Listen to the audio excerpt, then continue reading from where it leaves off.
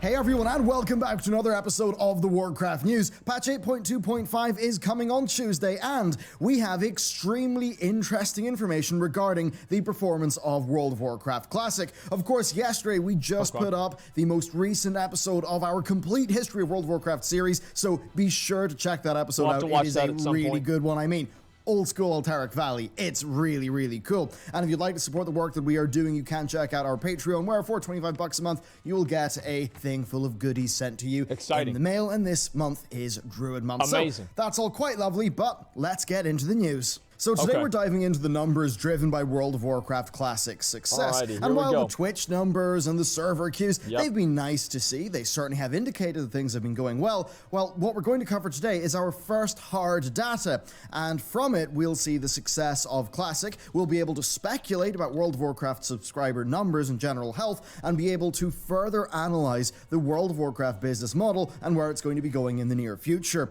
Now, this report comes from analytics firm Superdata, who have most recently published their monthly report. Now, this is just a summary. The actual reports are extremely expensive to get a hold of, and of course, they're NDA'd to help. But holy fuck, they're like $1,000. Holy goddamn, dude. thankfully, the highlights do actually cover all the data that we're going to need for the purposes of today's video. World of Warcraft West, so they track the top revenue by game across PC, console, and mobile on a monthly basis. Now, World of Warcraft West ranked 7th in their June report, but it dropped off in July. Now, their August report, the most recent one, that puts World of Warcraft West at rank 3, with them reporting that the game has experienced a 223% growth in subscription revenue, but the total revenues are still below the launch of Battle for Azeroth. And there's actually a lot that we can learn from this, and we're going to start off the analysis by diving into World of Warcraft subscriptions. Holy fucking Blizzard, as we know, stopped reporting subscriber numbers in Warlords of Draenor. I think with them seemingly, well, just seeing it as a bit of a lightning rod, a kind of validation for those who are critical of the game, but also, and I do think correctly in financial terms, them seeing it as not being a great indicator of overall revenue. Now, I do... Well, it's not, right? I mean, it's not. Unfortunately, it's not. The fact is that Blizzard cares a lot about having their whole fucking, you know, their microtransactions and everything like that, you know? Like, that's what they're all about. You know, they don't want their whales, okay? They want their super whales. Whales are 2018. This is 2019. We're only going for the super whales. Think that's for the worst, but it is the case that World of Warcraft revenue is significantly, well, it's heavily driven by additional purchases past the subscription fee, and that is something that was noted in the post-Battle for Azeroth Activision Blizzard earnings call, where they noted the expansion saw strong participation in value-added services. So you really can't tell. That means people bought store mounts. You spit on those motherfuckers because they're ruining the goddamn game. Like, these fucking idiots keep buying store mounts. Oh, wow, I can't wait for Blizzard to bring out something else with my money so I can pay for it again. Oh, boy, wow. Ooh, I love you, Blizzard. And, you know, tweeting at them, oh, yeah, I can't wait to buy this. Oh, I don't have any money, but I am not very good at spending my money and managing money, so I'm going to buy another mount. It's kind of why I don't have money in the first place, but you know, hey, we're gonna get them out, oh boy, you know, and like, you just look at their fucking face, dude, it's like a human version of a bug, you know, and it's like their eyes are popping out of their fucking head the moment they start turning on the fucking advertisement for buying a $25 mount, man. It's like these guys get more excited over a fucking mount than a normal person would get over a win in the lottery. Like, it's honestly, like, you just look at these people, pay someone to waste all my time on it, please let me pay more. Well, I'm sorry, man, like, but I fucking hate that shit. I really, really do. Like, I love Blizzard, I do, but like, this is something they need to stop doing. Like, these store mounts and like microtransactions and stuff like this, they need to stop doing it. And I know they're not going to, and I'm not going to stop complaining about it either, right? I mean, it's not good for the game, and it's like, imagine having a subscription-based game that's a massively multiplayer game, and then shifting your focus away from how many people are playing the game. It just seems ridiculous. I mean, it just seems ridiculous. a major part of the arithmetic that they're doing. Now, Battle for Azeroth actually set a sales record for the franchise, with Blizzard boasting their 3.4 million sales by day one. However, it's worth noting that many, perhaps most of those, were actually pre-orders. Now, this was driven, of course, by the instant level boost and the access to Battle for Azeroth's Allied Race feature, plus the leveling revamp of patch 7.3.5 that went along with it. Unfortunately, we actually have no idea how many subscribers this 3.4 million by launch day sales actually indicated, or, equated to, but we do know that Warlords of Draenor sold 3.3 million units at its launch, and it spiked just north of 10 million subscribers. Wow. And also, while it did have a cool trailer, didn't have Illidan. And on that, Illidan, through the Legion expansion, sold 3.3 million units, actually 100k less than Warlords of Draenor's launch, but still tremendously successful. And I think a lot of people are real more excited about WoD than Legion. Like, I remember whenever Legion was coming out, I was like, okay. Alright, it's like after WoD, it's like, let's see what these fucking dipshits have cooked up this time. Yeah, we'll see what they're gonna... Yeah, alright, we'll give this one another fucking try. Why not? I got nothing else to play anyway. Who gives a fuck? And like, that's what it is. I think that's why, like, WoD was like, Mr. Pandaria wasn't ideal, but it was kind of good, right? It was just fun. And, WoD comes out, they're like, wow, we're going back to Burning Crusade. And, I can see why Legion wouldn't sell as much as WoD did. Again, with Legion, we don't know how many subs there were at launch. The 10.1 million number that was floating around for a bit there, that existed, but Blizzard denied it, with it widely being believed that the source interview was either misunderstood or mistranslated.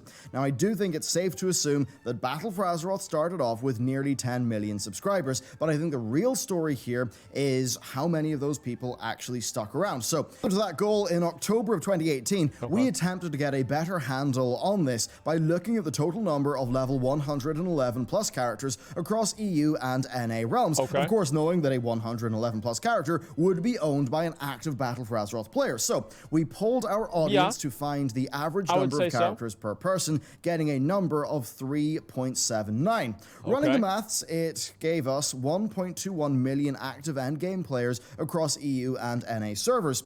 They took the amount of 110s and then they divided it by the amount of average players they got from this survey, right? Which is obviously, like, let's be real, okay? Let's get this out of the way. Obviously, this is not exact. Obviously, this is a guess. But I think the numbers and the methodology does make sense. However, it's worth remembering that because they're engaged with sort of World of Warcraft meta content, our audience will be more engaged than the average WoW audience. Yeah, I think so if the too. average was maybe 2 level 111 plus characters per player by October, then we'd be more like 2.3 million active endgame players of World of Warcraft. Now add in China and Korea plus non-endgame players, and you likely are looking at between 4 and 6 million retained players, though it really is quite hard to tell. What is relevant to us, though, is that the super data numbers are for World of Warcraft West, so that's where the 223% increase in subscription revenue actually happened. So how many subscribers will have stuck around to patch 8.2? Well, that bit is actually quite hard to tell, though many will have stuck around only on a technicality because they will have purchased the 6th month subscription promo back for the Dreadwig. Now, I never thought the 6-month thing, like... The only issue I have with the 6-month thing, probably the biggest issue I have with it, is the same issue that I have with pre-orders. Is that whenever you have a pre-order, you have a situation where the people that are fucking pre-order, that are selling the game, now have their sales secured for that period of time. So I think that it serves as a disincentive, or not as much of an incentive, to provide a good product because they've already secured a sale on the product. So I don't really know exactly if this is a good thing or not, but I think it's probably a better thing for Blizzard than not doing it. I just wish they wouldn't bundle it with a mount because I think that it devalues things in the game. Patch 8.2 was received positively, so it likely did bring many people back, leading to an increase in subscription revenue for the month of June. Now also note that Super Data is not tracking subscribers, it's tracking subscription revenue, and this is key. This is really important because Blizzard launched another 6-month mount promo on the 27th of June 2019. How convenient. This will have led to higher than normal June and July subscription revenues due to Blizzard getting 6 months worth of money from people up front, driving up their average revenue revenue per subscriber for those 2 months. Now, that's particularly relevant because the 223% increase is over July. That is a month that will have been bolstered by the launch of the raid and the ongoing 6-month subscription incentive. And what this actually means is quite impressive, as the subscription revenue per player for August, I expect, will have been significantly lower, because I imagine most of the classic players will just have been purchasing a single month for $15, rather than, say, their modern game counterparts who were maybe signing up to big 6-month bundles in the month previous with the big 6-month bundles for the big old super whales, you know, like, and it's like, if WoW, I think that Blizzard actually should have offered like 6-month things for people playing classic WoW, because you're gonna have so many people that come back with rose-tinted goggles and they're like, oh my god, I can't wait to play the game. And you know, like that they did. Well, I didn't really see it. I don't think it was advertised enough, right? Because like, and they're gonna think it's gonna be great, and then they start playing in like a month and a half into it, like, I think I did, but I don't. Oh man, okay, I'm done. And you know, Blizzard still got you for 4 more fucking months. And the best part about that, right, is that it actually might even be good for the player, is because they might be, oh man, I'm going back to Fortnite, and they go over to Fortnite, there's some fucking kid that's 12 years old, he's hopped up on fucking Monster energy drinks, Adderall, and fucking some sort of other cocaine, some kind of bullshit, and this kid's building towers in 5 seconds, and you know, he's going crazy. And he's like, you know, I play, they're like, oh man, fuck that shit, dude. And they just get their ass beat. And like, I'm going back to WoW. And you know, if they have the sub, they're more likely to go and do it, because there's like a sunk cost fallacy going on in their fucking head. And so it's actually probably better if they do that. And so I don't know why they didn't focus and prioritize that more anymore, just being on a rolling 3-month subscription. Now, this change in average subscription revenue per player, that does actually make it essentially impossible to accurately predict World of Warcraft subscriber numbers. But if we were to assume identical subscription revenue per subscriber, and that maybe 8.2 had like 2.5 million Western subscriptions, then Classic would have over doubled the game's Western subscription base up to 5.575 million. However, it says 8.2. He fucked up because he said doubled it, so it'd be 8.2 million. If WoW Classic brought back 5 million people, I would be very surprised. All right, I mean, let's be real. That seems like that's a big number. Okay, like let's say that right now. That is a big number. Now, do I think that subs were as low as 2 million people? No, I don't think so. I think it was probably more like 4 or 5 maybe. Like probably a little bit more than that. The fact is, like, if you go and you look at like the retail servers, a lot of the servers are being shown as full, and I think that's because a lot of people are probably playing BFA a lot, you know. And I think people want to have an excuse to play WoW all day, and the issue is that Blizzard just hasn't been giving them that excuse.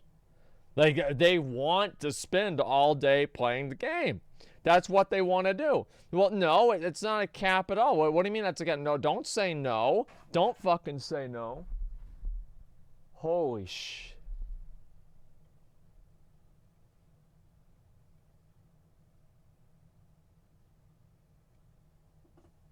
The drinks, like, they fell down a little bit. They're like this, and they fell down.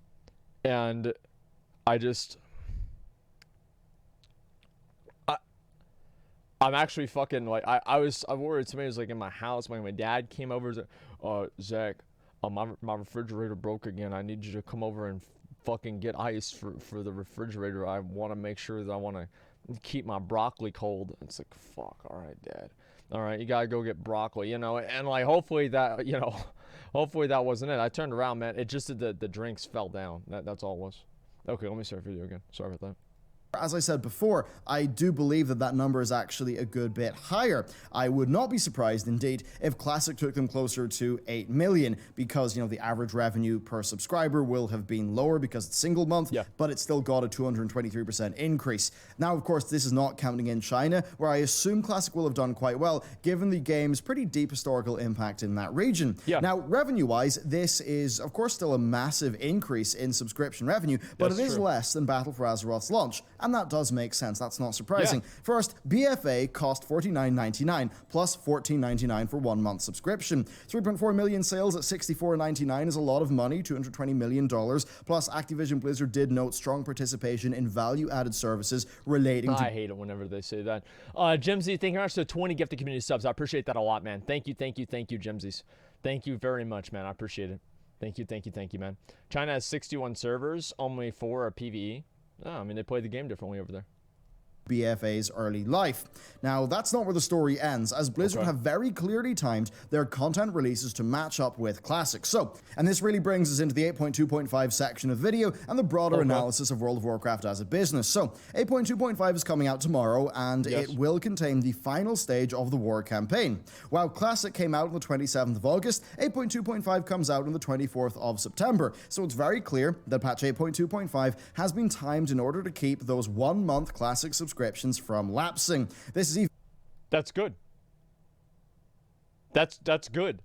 Like, this is what Blizzard should be doing. They need to basically get people that are playing Classic to play BFA, right? And get people that are playing BFA to play Classic. Because if you can get people fucking addicted to 2 games, they're half as likely to quit, right? You want to get them addicted to 2 fucking games. And no, that's the thing, is that like, there's going to be a lot of people, I know this might upset you guys, trigger you guys, that there's going to be a lot of people that they play Classic and they're like, okay, I'll play BFA. There's been people that have messaged me and they've even said, you know what? I played Classic and it made me like BFA more. And it's like, great, that's awesome. You're still playing the game. You're still part of the community. Like, I wish that you guys realize this, right? There's some people in here who feel like this is like, it's like between the Horde and Alliance. It's like, maybe Blizzard has spent so long conditioning players to be in a faction war that they're not able to just set aside their differences and work for the greater good of the game. You know, in the same way that the Horde and Alliance have to work for the greater good of Azeroth. You've got the fucking Horde, which is WoW Classic, and the Alliance, which is BFA. And, you know, you put these 2 guys together and so you can do something really good. But they're pitted against each other all the time, and there's no reason for that. There's no reason to pit them against each other. It doesn't make any sense. Even more clear when you look at the changes that Blizzard are implementing with the war campaign in Battle for Azeroth, where they're essentially removing all reputation requirements, allowing fresh players to play through the whole thing pretty much in one sitting. Now, they're obviously doing that for WoW Classic. Like, they're obviously doing that for Classic players. They're like, oh wow, retail come out with a new thing. Man, I haven't played that shit in years. Let me go on, log on. Right? If they log on, they can't do any of the fucking quests or like the stuff for the game. Like, yeah, they're probably not going to like it. So I think it's obviously really smart they're doing that. Given the headlines that they likely aim to generate with Tuesday's content drop, I think their plan here is pretty darn clear. Now, this will especially be the case if they leave the Tuesday content drop on a bit of a cliffhanger, with the rest of the war campaign releasing over the coming weeks. And given how that's something that they have done with every other stage of the war campaign so far, I think it stands to reason that that plan will continue. Now, also take into account that they've been running a 40% sale on Battle for Azeroth, and I think it's very clear that they are trying to both retain as many subscribers as is possible and get these new Classic players over into Battle for Azeroth. That really will be one of their largest goals as a business, because Battle for Azeroth is a significantly more deeply monetized product than Classic is. The worst part about that is they could literally just do it because they want the game to be good. Then they want the game to be like fucking healthy, you know? But you know, they're just probably thinking about this shit like, oh yeah, now we do this and, you know, it's going to get more people fucking, you know, addicted and shit to the game. You know what I mean? And it's like, yeah, we want to have them addicted to the game, and in that way they're buying all the store mounts. Everybody's buying all the store mounts. Ooh, let's get those store mounts. Major whales? What is beyond a super whale? Like, because like that, I'm thinking in terms of 2020. What's Blizzard gonna go after in 2020? A giga whale, omega whales. I like, yeah, omega whales. Yeah, that's even better. And those are people that spend $1,000 a month or more on fucking WoW. So, how do they plan to keep the momentum going past that? Well, they haven't said yet, but Phase 2 of Classic is going to bring Zuragos, Kazakh, and Dire Maul. And I do believe that will release pretty darn soon. There's also going to be BlizzCon, and I predict that Blizzard will also do a live stream to reveal patch 8.3 at some point in October, similar to how they did patch 8.2. And I think that would pave the way for an expansion announcement in November. Now, once November is over with, they'll of course have patch 8.3 coming out, most likely in January, and then they'll probably have, well, Phase 2, either released or very close to being released at that stage, with Phase 3 of Classic probably rolling out in Q1 or Q2 of next year, along with, of course, the beta test for 9.0. As you can see here, this is going to result in a very vibrant World of Warcraft news cycle, and this is especially the case as the current game is targeting players emotionally through the use of fan-favorite characters, or at the very least with Sylvanas, characters who have proven themselves time and time again to be pretty significant audience draws. So I'm gonna be honest, like, if I hear about Sylvanas again, I'm like, oh, fuck. I want to hear about, Sarfang. Like, who else do I even give a fuck about? I want to hear about Gen Greymane. I like him. He seems interesting. And he's like one of the only, in my opinion, interesting characters in the story, right? Yeah, I like Gen. Yeah, I'm a furry. Let's see, Thrall. Yeah, I want to see Thrall, but I want to see Thrall as like the badass war chief he was in Warcraft 3. I want to see Thrall as this fucking, 42-year-old dad that's, he just wears fucking, I don't know, bleached jeans or something. I don't want to see that. So, overall, I do believe that Battle for Azeroth's second half will be significantly better than its first half, but I do think it will retain many of the fundamental gameplay issues that have hurt the expansion, and I think it will continue the rather divisive storytelling that has characterized the expansion thus far. While it's not a complete recipe for success, I do think it's going to be a strong one for engagement that will be backed up by the game, probably being a lot better. I mean, if 8.3 continues the positive trends of 8.2, I actually think it would be a very good patch indeed that probably would be worth playing. He's right. He's right. 8.2 was good. For what it was, it did not make the game, it did not fix the game, but I think that it made the game better. 8.2, if you're gonna, like, who here is gonna say that 8.2 made BFA worse? I don't know. I really think that if you say that, you're a fucking moron. There is no way, man. Post stories, images on Instagram soon? Yeah, at some point, man. Let me see here.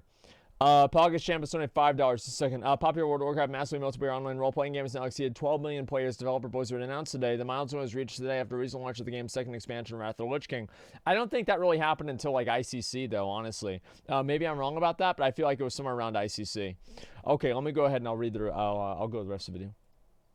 Like how I think 8.2, pretty much was worth playing and was full of really good stuff. I agree. Now, add on top of that Classics engagement, and I think World of Warcraft is in for a rather atypical but strong period of performance. Now, the most important factor here will be 9.0, as its reception will either prove or disprove World of Warcraft's TikTok trend, with, Mists of Pandaria being great, WoD being bad, Legion being great, Battle for Azeroth being bad. If that trend continues, then, 9.0 would be good, and Blizzard would find themselves with, we could say, Legion-like performance. Now, if that's Legion-like performance with BFA-like monetization... It is TikTok-like performance because it's being catered towards 8-year-olds. But anyway, I think that's basically what's happened, right? I mean, let's be real. Pretty much what's been happening is that you have the good expansion, then you have the bad one. And then you have the good one, then you have the bad one. Now, we've gone through BFA. I think half of BFA sucked. If 8.3 comes out and it's good, BFA will be not saved, but I'll consider it fine. Fine. It'll be fine. Okay? Won't be good. It'll be salvaged. Yeah, I'm not going to say saved. It will be fine. That's going to be a lot of money, and they'll also have Classic doing quite well. And as skeptical as one may be towards Classic's long-term retention, it is true that things like gearing just do take a long time in Classic, and while it certainly will have a dip in players, I do think that events like Anchorage and Naxxramas will be large audience draws. As for the long term of Classic, I believe that BlizzCon 2020 will have Blizzard reveal their longer-term plans. Now, personally, I've been hoping and long advocating for an old-school RuneScape-like model where the game's development would actually continue with its original spirit being the guiding force there, so we would see new WoW Classic content. I think the TBC and Wrath servers would be fine, of course, but I think that past their release, they'd mostly be a dead end as far as the business model goes. And I think when Blizzard look at what they've got here, they look at the audience that they've captured, I've got to suspect that they'd rather have themselves running two highly profitable MMORPGs that have a solid content plan, long-term viability, and a strong cross-promotional element. So there you go. That's what I think about the 8.2.5 release date, and also the analysis of the recent Super Data report. Combine this with, I think, what we're going to see at BlizzCon 2019. And, I mean, I do think Blizzard actually, I do think that Activision Blizzard's probably going to be going in a good direction. Now, I say that in terms of its stock price, not necessarily in terms of the quality of its games and the respectfulness of their business models toward. Okay, so what he's saying is that they're going to make more money, but the games are still going to have a bunch of microtransactions. I think that everybody knows that's true. The fact is that, like, yeah, of course that's going to be the case. But I do think that Blizzard, if they wanted to develop WoW Classic kind of as a parallel to current WoW, I'd be okay with that. I think that'd be really cool. But I just worry that somehow they'd fuck it up along the way. And hopefully that's not what happens, but I think that it would be.